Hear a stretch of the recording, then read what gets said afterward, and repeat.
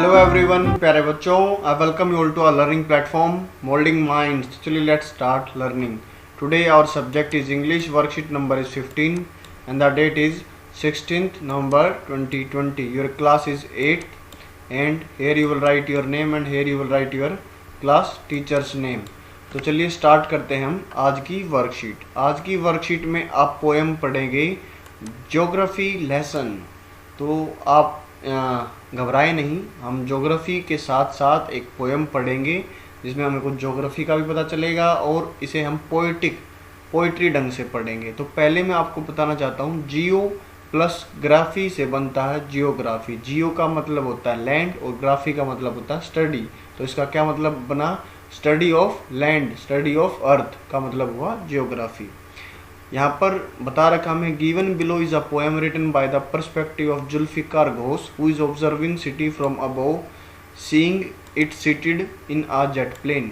जो नीचे एक पोएम है वो उसके राइटर कौन है? जुल्फिकार घोष. और वो उनके पर्सपेक्टिव, वो उनका पॉइंट ऑफ व्यू, उनका सोचने का तरीका दिखा रही है जब वो एक जेट प्लेन में होते हैं और वो अपने सिटी को ऑब्जर्व कर रहे होते हैं, देखते हैं कि वो कैसे बनी हुई है.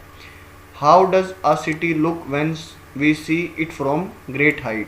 कि एक सिटी कैसी लगती है जब हम इसको ग्रेट हाइट से देखते हैं. तो कैसी लगती है? वेरी स्मॉल या क्लियर? Very small. अगर एरोप्लेन में बैठकर देखा होगा तो आपको पता होगा जितनी हाइट पे आप जाते रहोगे तो जितनी जो ज़मीन पर, जो अर्थ पर जो चीज़ें हैं वो छोटी दिखती रहेंगी. तो हम स्टेंजाज को पढ़ेंगे और क्वेश्चन आंसर भी उसके बाद में करेंगे. Read the following stanzas and answer the question that follow. First stanza है, When the jet sprang into the sky, it was clear why the city had developed the way it had, seeing it scaled 6 inches to the mile. कि जब जो jet sprang माने होता है move और jump करना. यहाँ पर आप मान लीजिए कि जब जो जेट है वो जब आसमान में स्काई में उड़ता है, इट वॉज क्लियर, यह बिल्कुल क्लियर हो जाता है, साफ हो जाता है. Why the city had developed the way it had, कि जो शहर है वो जिस तरह बना है वो क्यों ऐसा बना है. क्योंकि आपको काफ़ी चीज़ें, काफ़ी अवेलेबिलिटी, कुछ चीज़ें चाहिए होती हैं, उसके हिसाब से जो सिटीज़ है वो बनती है. और वो बताते हैं कि seeing it scaled 6 inches to the mile. और जो चीज़ें माइल में दिखती हैं, मील में दिखती हैं, वो सिकुड़ के 6 इंचेस की इतनी छोटी हो गई है जैसे जैसे वो हाइट पर जाते जा रहे हैं. आगे हम पढ़ेंगे There seemed an inevitability about what on ground had looked haphazard, unplanned and without style when the jet sprang into the sky. Inevitability का मतलब हो गया that cannot be avoided, जिसको हम नकार नहीं सकते. That will happen, जो कि होना उसके सुनिश्चित है. कि ऐसी चीज़ें दिखती हैं कि जो हमें लगती हैं कि उनको हम अवॉइड नहीं कर सकते.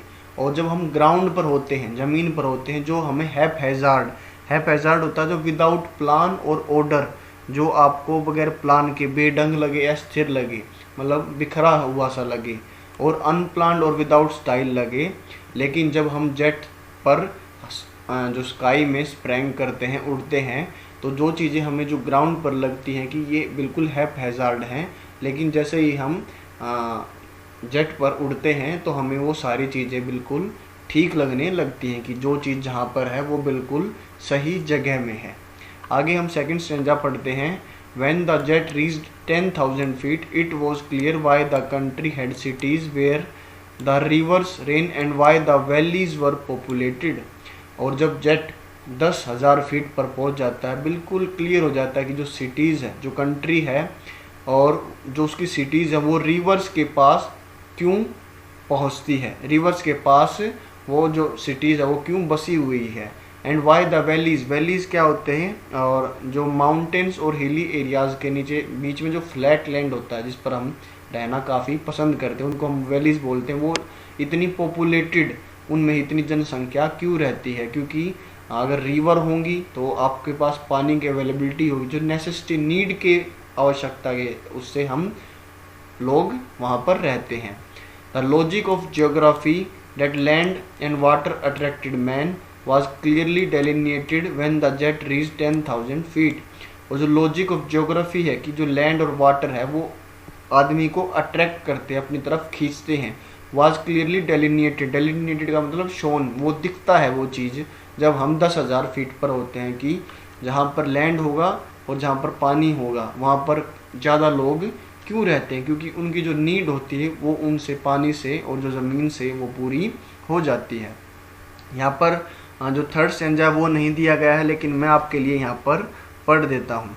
When the jet rose 6 miles high, it was clear the earth was round and that it had more sea than land।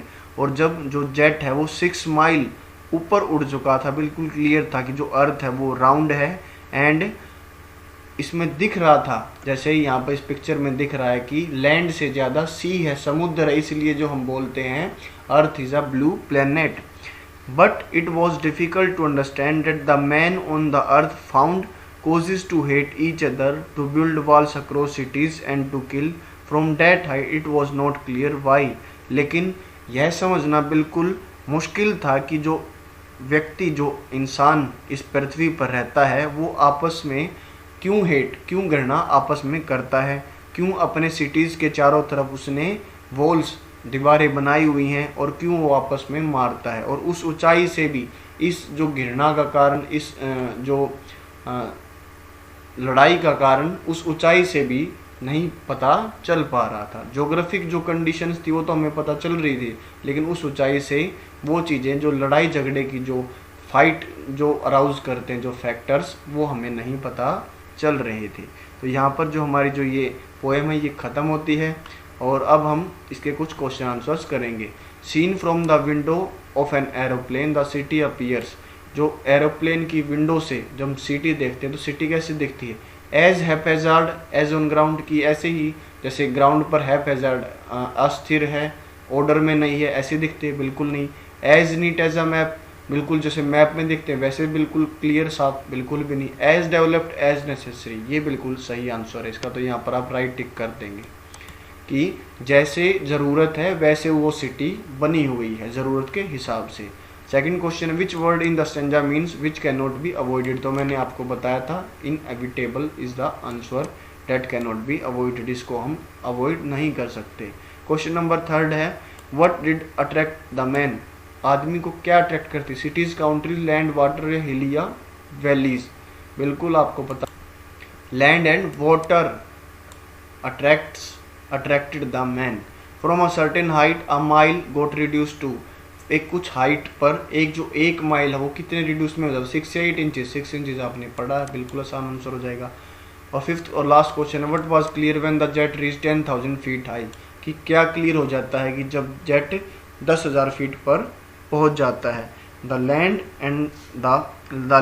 And water attracted man, कि जो लैंड और वाटर है वो मैन को अट्रैक्ट करती है क्योंकि वो उनकी नीड को पूरा करती है। तो यहाँ पर हमारी जो वर्कशीट ख़त्म होती है। आपको लास्ट में कैब अप्रोप्रिएट मैसेज पढ़ने को मिलता है, keep maintaining physical distance of 6 feet और 2 गज और 6 फीट की दूरी बनाए रखें, as shown in this picture, जैसे कि इस पिक्चर में दिखाया गया है। And keep watching and supporting our channel moulding minds. And if you like this video then hit the like button, subscribe our channel, hit the notification bell, share with friends.